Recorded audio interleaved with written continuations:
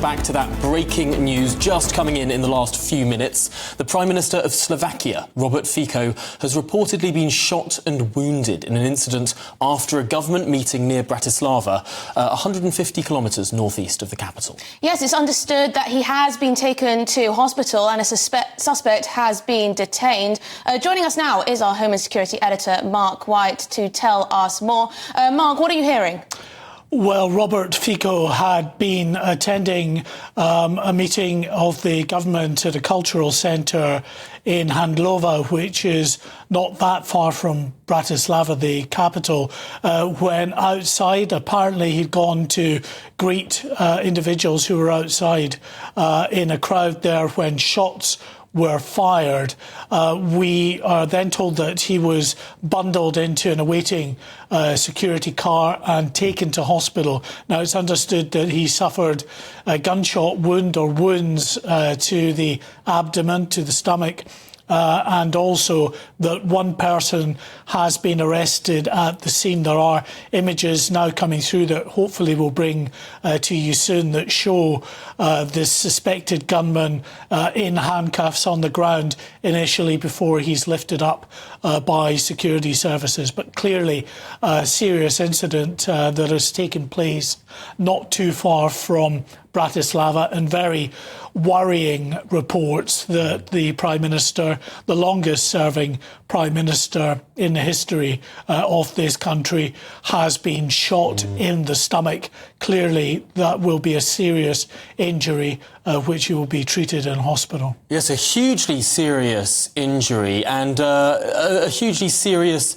incident. Let's not forget Slovakia, an EU country. This is a country that will be going to vote in just 3 weeks' time in the EU elections. Robert Fico has been known as a bit of a left-wing populist as Prime Minister. He's been seen as a bit close to Vladimir Putin, close to the sort of Russian side of politics. It's made him fairly controversial in European politics. His party was expelled from their European grouping just last year.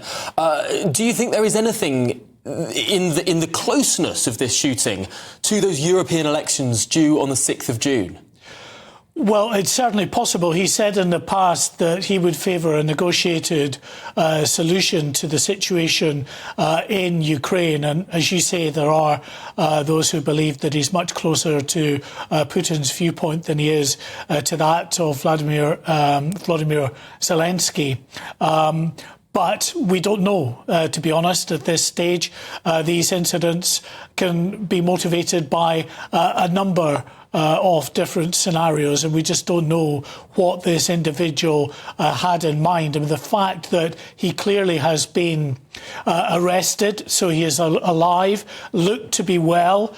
Certainly from the images that are coming out, we can show you some of the still images now that show the immediate aftermath of this incident. You can see the man on the ground. That is not the Prime Minister. He had already, by this point, been taken off in a security vehicle for hospital treatment. But you can clearly see the person who was lying on the ground now sitting up again. He's lying down there, but his hands are behind his back, secured by the security services, the police there in that local area. And as I was saying, the fact that he is, it seems, alive and well, will at least allow the police and security services to speak to him, providing he is cooperative, that is, with a view to trying to determine what it was that motivated this shooting. And of course, they'll know who he is. He may be known to the authorities already, and they'll be delving into his background to look to see if there are any links to known groups out there. But as I say, a very worrying situation. These situations, or these moments, I should say, when a VIP senior politician is taken from the security or the relative security of a building to their motorcade is always the most worrying point for the security details, because clearly they're then out in the open, in amongst members of the public, and it's often in these situations when a politician is face to face with the public that there is the potential for incidents to unfold that put that person's life in jeopardy. Any security person that's involved in close protection duties will tell you the most worrying time they have is when a politician goes anywhere near a line of people from the public, because they just don't know. In most situations, those people will not have been screened. They will not have gone through any sort of metal detectors if it's just an outside environment. So you're trusting to the quick reactions of those close security teams to be able to get in there and to stop an incident unfolding. But it's so quick for someone to just reveal a gun and start shooting that really the quickest of reactions are often unable to stop that. Incredibly dramatic pictures you were just talking us through there of what appeared to be the suspect detained on the ground. We can't see if there was much resistance, although it appears as though there may well have been, to arrest there. This is a politician who is not free of controversy. As you say, he's been in the business for many years. He's been Prime Minister 3 times. He's had quite a lot of pushback from the European Union, from Brussels, over anti-liberal policies and the like. He may well be a politician with enemies.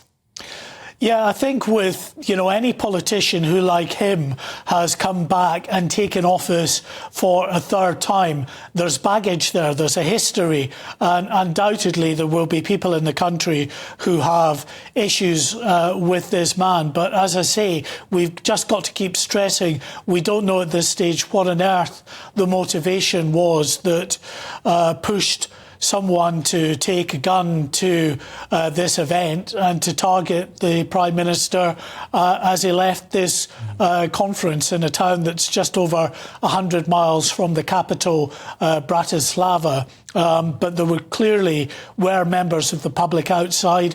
You could see there were makeshift security barriers in place around there. But as I go back to that point, it is one of the most difficult and tense situations for members of the security services when you have politicians exposed out in the open, moving from a building to their vehicle, and sometimes, as they often do, interacting with those members of the public, especially if they believe there might be supporters there. So we believe that at least the Prime Minister was close enough to this individual for them to open fire and shoot the Prime Minister accurately in the stomach. So whether he'd gone up on effectively an impromptu walkabout or he was just near him as he headed towards his vehicle, we don't know. We're still in the very early stages of this incident, but clearly some very worrying reports that are coming out, because